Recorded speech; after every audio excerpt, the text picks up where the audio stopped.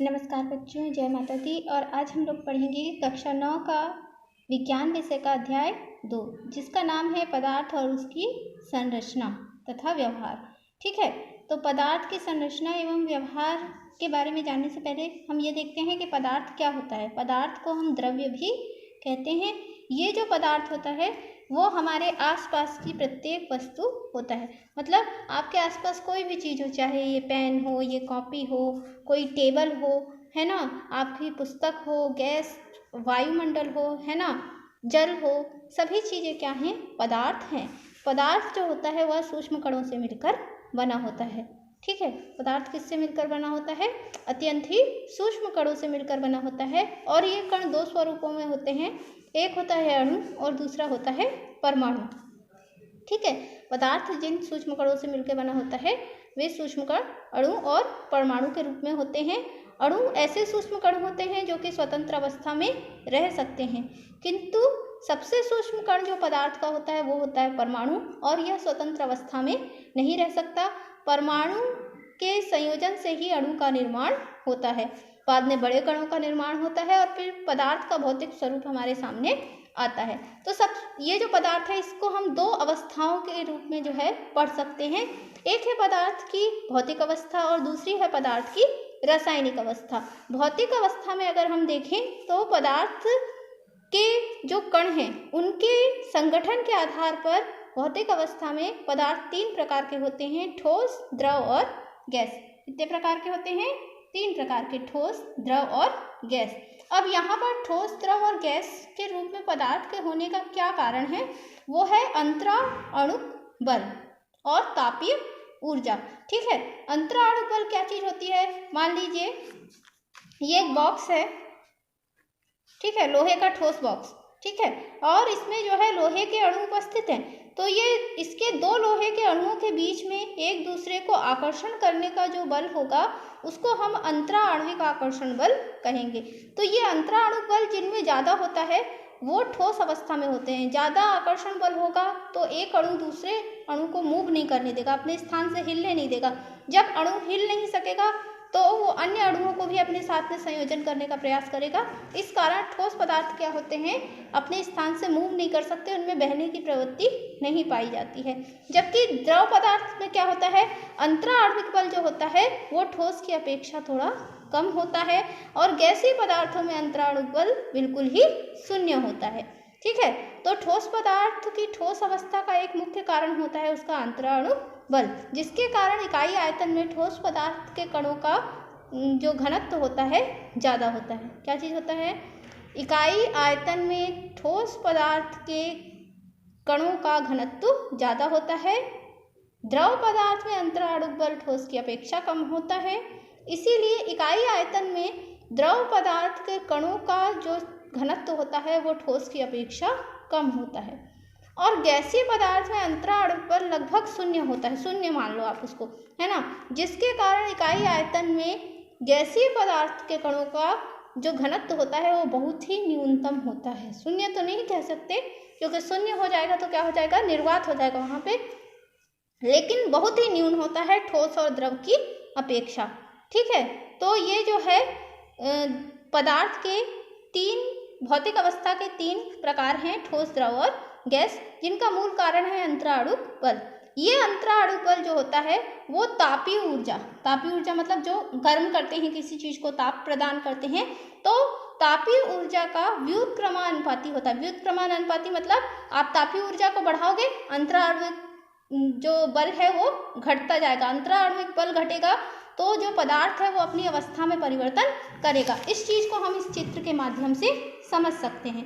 ठीक है, यहाँ पर देखिए, बढ़ता तापमान यानी तापीय ऊर्जा में हम क्या कर रहे हैं? वृद्धि कर रहे हैं। जैसे जैसे वृद्धि करेंगे ठोस पदार्थ का अवस्था परिवर्तन होना शुरू हो जाएगा। ठोस पदार्थ द्रव अवस्था में आएगा, तापमान को, तापीय ऊर्जा को आप बढ़ाओगे, मतलब द्रव अवस्था में आ गया, मतलब अंतराणुक बल क्या हो गया? यहाँ पे कम हो गया। और उसके बाद में और तापमान को अगर आप वृद्धि करते हैं तो द्रव अवस्था से वह गैसीय अवस्था में आ जाएगा। यहाँ पे अंतराणुक बल शून्य के लगभग पहुँच जाएगा। तो जैसे जैसे हम तापीय ऊर्जा में वृद्धि करते हैं, किसी पदार्थ के किसी ठोस पदार्थ के अंतरा आणविक बल में कमी आती जाती है, जिसके कारण उसका अवस्था में क्या होता जाता है, परिवर्तन होते जाता है। इसका रिवर्स भी कर सकते हैं। कैसे कर सकते हैं? अगर हम तापमान को घटाते जाएं, जैसे गैस पदार्थ के अगर तापमान को घटाएंगे तो वह द्रव अवस्था में आएगा। पानी का उदाहरण ले सकते हैं। पानी, बर्फ का क्यूब ले लो, ठोस अवस्था है, तापमान बढ़ाओ, कौन सी अवस्था में आएगा? पानी की अवस्था में, द्रव अवस्था में। और तापमान बढ़ाओगे तो गैसीय अवस्था में यानी वाष्प अवस्था में चला जाएगा। उसके पश्चात इसका रिवर्स कर सकते हैं, जो वाष्प है उसका तापमान घटा दो, ठीक, तो अंतराणविक बल थोड़ा बढ़ जाएगा तापमान घटने से, जिसके कारण वह द्रव अवस्था में आ जाएगा। और द्रव अवस्था से और तापमान घटा दो तो अंतराणविक बल और बढ़ जाएगा और वो क्या हो जाएगा, द्रव ठोस अवस्था में आ जाएगा। तो इस तरीक़ा से तापमान को घटाकर और बढ़ाकर किसी भी पदार्थ के अवस्था में यहाँ पर परिवर्तन किया जा सकता है, यानी कि तापीय ऊर्जा को घटा बढ़ाकर अंतराणविक बल को कम ज़्यादा किया जा सकता है, जिससे कि अवस्था में क्या होता है, परिवर्तन होता है। कौन सी अवस्था में परिवर्तन होता है? भौतिक अवस्था में, ठीक है। अब यहाँ पर देखते हैं जो द्रव होते हैं, कोई भी पदार्थ द्रव है तो उसके अंदर कुछ गुण हैं क्या, कुछ ऐसा गुण है जिसके कारण जो है हम लोग उसको ठोस, द्रव या गैस के रूप में पहचान सकते हैं। तो सभी पदार्थ क्या करते हैं, स्थान घेरते हैं। जैसे ये पेन है, इसको मैं यहाँ पास रख देती हूँ, अगर यहाँ रखा है तो पेन ने कुछ स्थान घेरा है, ठीक। और ये कॉपी है, कॉपी को रखा है तो कॉपी ने भी कुछ स्थान घेरा है। भले ही पेन ने कम स्थान घेरा है क्योंकि इसका जो क्षेत्रफल है वो क्या है, कम है, और कॉपी ने इससे ज़्यादा स्थान घेरा है क्योंकि इसका क्षेत्रफल क्या है, ज़्यादा है। लेकिन सभी पदार्थों का कुछ ना कुछ स्थान घेरना होता है। तो ये जो है, इसको हम दूसरे शब्दों में कह सकते हैं कि सभी पदार्थों का कुछ आयतन होता है। उसके पश्चात अगर हम इसको तौल के देखें, पेन को, कॉपी को, तो दोनों का जो द्रव्यमान है भले ही अलग अलग निकलेगा, लेकिन कुछ द्रव्यमान प्रत्येक पदार्थ का निकलता है, ठीक है। तो पदार्थों का क्या होता है, द्रव्यमान भी होता है, द्रव्यमान अर्थात भार, ठीक। और अगर इसको हम छू के देखते हैं, पेन को, कॉपी को, है ना, किसी ठंडी चीज़ को, गर्म चीज़ को, या पंखे को तेज़ी से चला देते हैं, तो वायु को अगर देखते हैं तो वहाँ पर हमको वायु का भी अनुभव होता है। वायु भी क्या है, एक द्रव है, यानी कि पदार्थ है। तो यहाँ पर पदार्थ के 3 गुण जो है हमने देख लिए हैं। पहला है, पदार्थ स्थान घेरता है, यानी कि उसका निश्चित आयतन होता है, ठीक है। पदार्थ का कुछ द्रव्यमान होता है यानी भार होता है। और तीसरा है, पदार्थ को हम अनुभव कर सकते हैं। कैसे अनुभव करेंगे? अपनी ज्ञानेंद्रियों के द्वारा। कितनी ज्ञानेंद्रियां हैं हमारी? 5 ज्ञानेंद्रियां। आँख, कौन कौन सी 5 ज्ञानेंद्रियां छोटी कक्षाओं में पढ़ते हैं बच्चे लोग, है ना? आँख, नाक, कान, जीभ और त्वचा। तो इनके जो है माध्यम से हम लोग पदार्थ का अनुभव कर सकते हैं। ये पदार्थ की भौतिक अवस्था के बारे में जानकारी हो गई। अब हम लोग देखेंगे पदार्थ की रासायनिक संरचना की जानकारी, यानी रासायनिक अवस्था की जानकारी। तो यहाँ पर देखिए, जो पदार्थ की रासायनिक संरचना होती है उसको हम 2 भागों में बांट सकते हैं। एक है शुद्ध पदार्थ और दूसरा है मिश्रित पदार्थ, ठीक है। शुद्ध पदार्थ जो होते हैं ऐसे पदार्थ जिनके जो अणुसूत्र होते हैं, आणविक अवस्था होती है उसमें जो उनका अणुसूत्र होता है उसमें किसी अन्य पदार्थ के अणु उपस्थित नहीं होते, अणु उपस्थित नहीं होते, है ना, परमाणु नहीं बोल रही हूँ, है ना। तो ये जो शुद्ध पदार्थ होते हैं इसको हम 2 भागों में बांट सकते हैं, तत्व और यौगिक। इनका एक निश्चित रासायनिक सूत्र होता है, चाहे वो तत्व का हो या यौगिक का। तत्व के एग्जाम्पल में हम लोग ले सकते हैं यहाँ पे सोडियम, यौगिक के एग्जाम्पल में ले लीजिए हाइड्रोक्लोरिक अम्ल, ठीक। यहाँ पर देखिए सोडियम का भी एक निश्चित रासायनिक सूत्र है, Na से ही दर्शाओगे आप उसको, और हाइड्रोक्लोरिक अम्ल को HCl से ही दर्शाओगे। इनके रासायनिक संगठन में जो है कहीं से भी कोई भी स्रोत से आप प्राप्त करो कोई परिवर्तन नहीं होगा। तो जो तत्व और यौगिक होते हैं वो कैसे होते हैं? शुद्ध पदार्थ होते हैं। तत्व की परिभाषा क्या है? वह पदार्थ जिसको किसी रासायनिक अभिक्रिया के द्वारा 2 या 2 से अधिक पदार्थों में विघटित नहीं किया जा सके तथा जिसका एक निश्चित रासायनिक सूत्र होता है उसको हम क्या कहते हैं?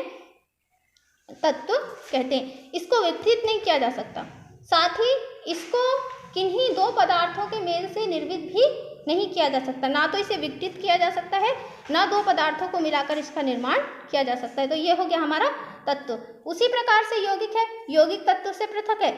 जब 2 या 2 से अधिक तत्व आपस में रासायनिक अभिक्रिया के द्वारा निश्चित रासायनिक संगठन में संयोजन करके, कैसे संयोजन करेंगे? निश्चित रासायनिक संगठन में संयोजन करके 2 या 2 से अधिक पदार्थ किसी रासायनिक अभिक्रिया के द्वारा मिलके एक नए पदार्थ का निर्माण करते हैं तो उसको हम यौगिक कहते हैं। तो इस तरीके से क्या हो गया, तत्व और यौगिक ये शुद्ध पदार्थ हो गए, इनका निश्चित रासायनिक सूत्र होता है। उसके बाद आ गया मिश्रित पदार्थ। ठीक है, तो मिश्रित पदार्थ जो होते हैं वो दो रूपों में होते हैं, यहाँ पे लिखना नहीं है ना। मिश्रित पदार्थ दो रूपों में होते हैं, एक होता है मिश्रण, ठीक है, और दूसरा होता है विलयन, मिश्रण और विलयन के रूप में। मिश्रण में क्या होता है कि हम पदार्थ को मिश्रण उन पदार्थों को कहते हैं जिनको हम लोग खुले नेत्रों से उनकी दो पृथक अवस्थाओं को देख सकते हैं। मिश्रण की परिभाषा अगर हम लोग लिखते हैं तो जब दो या दो से अधिक पदार्थों को अनिश्चित मात्रा में एक दूसरे में मिला दिया जाता है। ठीक है, और इसमें जो मिले हुए पदार्थ हैं या तत्व हैं उनके गुणों में कोई परिवर्तन नहीं होता, वहाँ कोई नए पदार्थ का निर्माण नहीं होता, उसको हम क्या कहते हैं, मिश्रण कहते हैं। ठीक है, यहाँ पर हम इसके जो अवयव हैं मिश्रण के उनको हम खुले सामान्य नेत्रों से जो है उनको देख सकते हैं, जबकि विलयन में ऐसा नहीं होता। मिश्रण और विलयन दोनों मिश्रित पदार्थ हैं, लेकिन विलयन में क्या होता है कि हम विलयन के जो दो अवयव होते हैं उनको हम सामान्य नेत्रों से देख नहीं पाते हैं। तो ये जो है पदार्थ के मिश्रित अवस्था के दो स्वरूप हो गए, मिश्रण और विलयन। इनको भी आगे और भागों में बांटा गया है, उसको हम लोग जो है अगले वीडियो में पढ़ेंगे।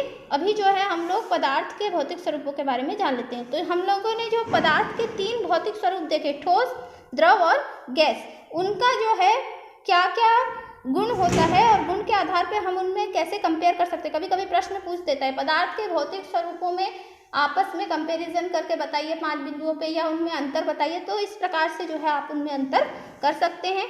सबसे पहले देख लीजिए, ब्रह्मांड की 99% द्रव अवस्था प्लाज्मा के रूप में है। प्लाज्मा क्या है, पदार्थ का चौथा स्वरूप है। यहाँ हम लोग 3 ही स्वरूप पढ़ते हैं अपने पुस्तक में, लेकिन एक और स्वरूप है पदार्थ का, वो है प्लाज्मा। ठीक है, तो जो 99% भाग जो है ब्रह्मांड का क्या है, प्लाज्मा के रूप में है। अब आइए देखते हैं पदार्थ की तीनों अवस्थाएं। अवस्था है ठोस, द्रव और गैस। ठोस अवस्था का आयतन कैसा होता है, निश्चित होता है। घनत्व तो इसका उच्च होता है ना, क्योंकि अंतराण्विक बल भी क्या होता है, उच्च होता है। आकृति कैसी होती है, निश्चित आकृति होती है।